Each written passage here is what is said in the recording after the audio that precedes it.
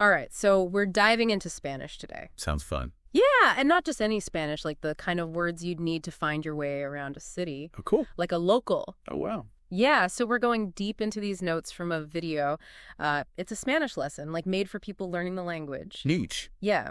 And it's not just vocab, though. It also gives you a glimpse of this place, Huelva, in Spain. Okay. And it's got some seriously interesting spots, like landscapes that look like they belong on Mars, and even connections to Christopher Columbus. Wow, that's really interesting. Yeah. I mean, it's a really cool way to learn vocabulary, because you're not just like memorizing words, you're actually seeing them in context. Right. And Huelva, why Huelva? Yeah. I think it's a great choice because it's got such a rich history and unique geography. Totally. Okay, so to make all this vocabulary easier to remember, let's unpack it thematically. Okay. So first up, words you'd need if you were back in school. Okay. So we've got colegio, instituto, and universidad, which pretty much covers the whole education system, right?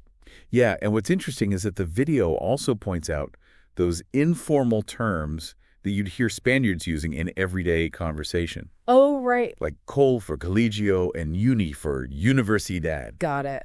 So it's those little nuances that can really make your Spanish sound more natural. It's like the difference between I'm going to the library and I'm heading to the lib. Way more casual. Yeah. So imagine you need to run some errands in a Spanish-speaking city. Your notes mention supermercado, mercado, and tienda. Yeah. I know tienda means store. But what's the difference between a supermercado and a mercado? Oh, good question. And like what kind of atmosphere would you find in each? So a supermercado is like your big chain supermarket. Okay. Think Walmart or Target. Got it. All about convenience. Yeah. And just having a huge selection. Makes sense. But a mercado, yeah, it's a totally different experience. It's more like a farmer's market. Yeah. Often with like local vendors selling fresh produce, meats, cheeses. Oh, cool. Yeah, it's a much more social and vibrant place. Yeah. Where people catch up with their neighbors and really experience the local flavors. So mercado is the spot to hit if you want to get a taste of like authentic Spanish life. Absolutely. Okay, so let's shift gears to leisure activities. Okay. We've got gimnasio for gym, or they just say gym sometimes. Oh, yeah. Which shows how English words are making their way into Spanish. Mm-hmm. We've also got teatro for theater, parque for park, and peluqueria, that's a mouthful for hairdresser. Yeah, it is a bit of a tongue twister. Is there an easier way to say that? Well, the video actually mentions that you can just say pelu. Pelu. Much easier to remember. Way easier. And it's interesting what you said about the English influence. Yeah. It just reminds us that language is constantly evolving, borrowing words, adapting to the times. Right. Although some people would argue that it's important to preserve the purity of the Spanish language. Yeah, that's a really interesting point. It makes you wonder like where the line is between incorporating new terms and maintaining a language's unique identity. Exactly. Speaking of which, all this talk about Spanish cities is making me hungry. Oh, yeah, me too. So your notes mention fruteria for a fruit shop, panaderia for bakery. I can almost smell those fresh croissants. Mm. And, of course, bar and restaurante. Ah, yes, the bar. Yeah. A cornerstone of Spanish culture. For sure. It's not just a place to grab a drink. Right. It's a social hub, where people gather with friends, enjoy tapas, and just soak up that lively atmosphere. I'm already picturing myself sitting at a bar enjoying some delicious tapas and practicing my Spanish. I love that image. Yeah, speaking of Spain, let's take a virtual trip to Huelva, that province your video is showcasing. Okay. You mentioned landscapes that look like Mars earlier. I did. What exactly were you referring to? Right, so that would be the Minas de Río Tinto. Minas de Río Tinto. It's an area with such unusual geology that it's actually being studied by NASA. Wow. But it's not just about the landscape.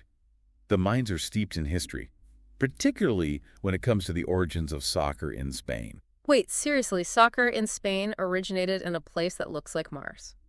It did. It really did. This deep dive is full of surprises. It is, isn't it? So tell me more about this. How did soccer come to Spain from a place that looks like Mars? Okay, so English miners working in the Rio Tinto mines in the late 1800s, they introduced the sport to the locals. Oh, wow. And that's why the Recreativo de Huelva is considered the oldest soccer club in Spain. Wow. It's like a direct link to those English miners and their love of the game. So much history packed into one place. I know, it's amazing. And it even connects to some of our vocabulary. The video mentioned museo, so I'm guessing there's a museum about the mines. Absolutely. Museo is a great word to know, especially when exploring a historically rich place like Huelva. This is making me want to book a trip to Huelva right now. Is there anything else in Huelva that showcases this, like, blend of history and culture? Well, there's one place that really stands out, the Ermita del Rocío. Ermita del Rocío. It's a small chapel, Okay. but it's the destination for a massive annual pilgrimage called the Romería del Rocío. Oh, wow. People travel from all over Spain, some even on horseback, to pay homage to the Virgin of El Rocío. Wow. What kind of atmosphere would you experience during this pilgrimage? Imagine thousands of people coming together, singing, dancing, sharing food, and celebrating their faith. That sounds amazing. It's truly a remarkable display of devotion and cultural tradition, something you wouldn't want to miss if you were in Huelva at the right time of year. Okay, so we've covered schools, shops, leisure activities, and even touched on some fascinating spots in Huelva. Yeah, we have. But I have a feeling we've only scratched the surface Oh, definitely. of what it takes to navigate a Spanish-speaking city. For sure. So what other essential vocabulary words should we explore? You're right. There's so much more to discover. So let's dive into some words that will help you get around town, find what you need, and truly immerse yourself in the Spanish urban experience. Okay, so we're ready to hit the streets of our virtual Spanish city. Let's go. What words do we need to, get around? Well, you'll definitely need to know your transportation options. Okay. Your notes mention aeropuerto for airport, which is pretty straightforward. Yeah. Then there's metro for subway, essential for navigating big cities. And I'm guessing estación de tren and estación de autobuses are important for those who prefer to travel by train or bus. Exactly. Yeah. Knowing those will get you far.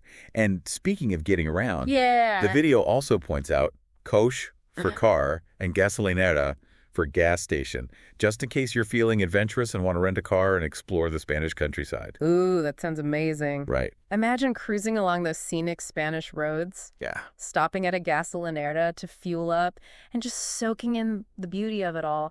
But before we get too carried away with our road trip fantasy, let's think about some practicalities. What if we need to get some cash? Yes. The essentials. Yeah. For that, you'd want to find a banco, Banco. which is bank. Okay. And speaking of money, Mm. the video uses this fun, informal word for cash, Oh. dinerito. Dinerito. It's like saying little money, but in a playful way. I love that. Right. Dinerito. Definitely adding that one to my vocabulary list. It's a good one. Okay, so we've got our transportation covered. We know where to get cash. Now, let's talk about entertainment. Okay. What does a typical Spanish city offer? Well, if you're a movie buff, you'll be happy to know that cine is the word for movie theater. Yeah. And for those who like to dance the night away, there's discoteca, Okay. or disco for short. Discoteca. I can already hear the music and feel the energy. Can you? But what if we're in the mood for something a bit more low-key, something that really captures the essence of Spanish life?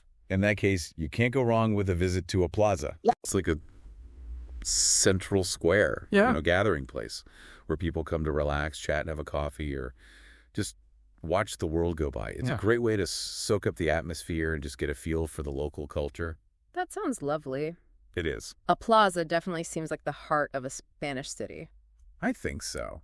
But what if you want to experience something a little more festive, a little more lively?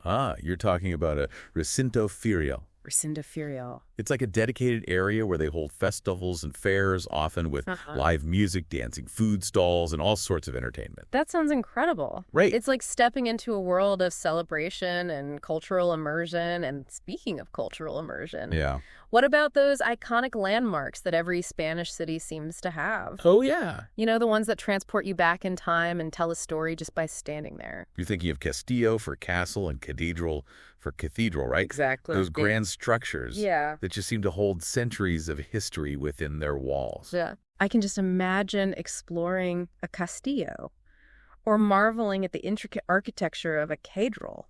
I know. And speaking of cathedral, Yeah. the video actually shares a funny expression using that word. Oh. It's tengo un dolor de cabeza como una catedral. Literally translated, it means I have a headache as big as a cathedral. So it's like saying you have a massive headache. Exactly. I love those kinds of expressions. They really add color to the language and give you a glimpse into the culture. Yeah, they do. Now, earlier we talked about puerto for port, Right? but your video focuses on a specific one in Huelva, Yes. the Muelle de la Carabela. Yes. Why is this one so special? Well, it's not just any pier. The Muelle de la Carabela actually houses replicas of the ships Christopher Columbus used to sail the Americas, the Niña Pinta and Santa Maria. Wow. It's a pretty amazing sight to see, and a reminder of Huelva's connection to that historic voyage. Wow, so you can actually stand on replicas of those iconic ships. You- That's incredible. And since we're on the topic of Columbus, your notes also mention a Monumento a Colón in Huelva. Yes, and it's considered one of the most impressive monuments dedicated to Columbus in all of Spain. Wow.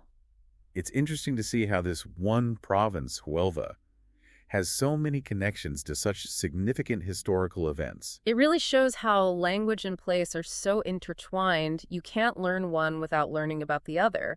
It's like each new word unlocks a new layer of understanding. That's a great way to put it. Okay, we've talked about castles, cathedrals, and even replicas of Columbus's ships, but I have a feeling there's something else in Huelva that captures the imagination, something that speaks to its natural beauty. You're absolutely right. We can't forget about the Playa de Nueva Umbria, also known as La Flecha del Rompido. Okay. It's a protected area with pristine beaches, fine yellow sand, and according to the video, the most spectacular sunsets. All right, that settles it. Playa de Nueva Umbria is officially going on my travel bucket list. The name alone sounds breathtaking. It's a beautiful place. So we've covered transportation, practical places, entertainment, historical landmarks, and even a stunning beach. It feels like we've explored so much of what a Spanish city has to offer. It does, doesn't it? But is there anything else we need to cover before we're ready to truly navigate a Spanish-speaking city like locals? You're right. We've covered a lot of ground, but there are a few more key locations we need to discuss before you're truly ready to hit the streets of a Spanish city with confidence. Okay, so we've journeyed through the bustling streets of our virtual Spanish city, explored its vibrant culture, and even taken a detour to that captivating province of Huelva. Yeah, it's been quite a trip. But what other essential stops are we missing on this, vocabulary tour? Well, let's think about some practical places you might need to visit. Like, for instance, what if you need to mail a postcard back home Oh, right. to show off all the amazing Spanish you're learning? Yeah, where would we go for that? You'd head to the Oficina de Correos. Oficina de Correos. That's the post office in Spanish. Okay, Oficina de Correos, got it. And every city needs a place where its citizens can connect with their local government, right? Exactly. So where would we go in a Spanish city? In a Spanish city, that would be the Ayuntamiento, Ayuntamiento. which is the city hall or town hall Okay. where the mayor and other officials work. So Oficina de Correos for important mailings and Ayuntamiento for any city-related business. What about health services? Oh, right. I'm sure there's a word for hospital in Spanish. You're absolutely right. It's hospital. Okay. But remember, the H is silent in Spanish, so it's pronounced hospital. Good to know. I'll try to remember that silent H if I ever need medical attention in a Spanish-speaking city. You know, we've covered so many key places from schools and shops to transportation and landmarks. We have, haven't we? But something tells me there's one very important place we haven't mentioned yet, a place that's probably at the top of many people's lists when they visit Spain. I think I know what you're getting at. You can't talk about Spanish city life without mentioning the bar. The bar. And I'm not just talking about a place to grab a drink. Yeah, In Spain, the bar is like a social institution. right. A place where people meet friends, share tapas, discuss the day's events, and truly experience the pulse of Spanish culture. A classic for a reason. Absolutely. It's fascinating how certain words transcend their literal meanings and become symbols of a culture's way of life. I agree. Speaking of bar, your video mentions a new kind of bar, one spelled with a V that's related to soccer. Right. Can you explain that? Yeah, that's VAR, which stands for Video Assistant Referee. VAR. It's become a common term in soccer, so even if you're not a fan, it's good to know. Okay. It's just a reminder that language is constantly evolving. Yeah. Incorporating new words Right. and concepts as the world changes. Right. Just don't confuse it with the bar where you order drinks and tapas. Definitely a good distinction to make. So as we wrap up our deep dive into Spanish city vocabulary, I feel like we've not only learned a lot of new words, but also gained a deeper understanding of Spanish culture and its unique way of life. It's amazing how each word, each place reveals a new layer of insight. I completely agree. It's been a fascinating journey exploring these words, and I think it highlights something important about language learning. What's that? It's not just about memorization, it's about expanding your perspective, Yeah. connecting with different cultures, and seeing the world through a new lens. That's a wonderful takeaway. So to all our listeners out there, keep exploring Spanish. Keep discovering new places. And who knows, maybe we'll all meet at a bar in Spain someday, sharing stories and practicing our newly acquired vocabulary. And there are new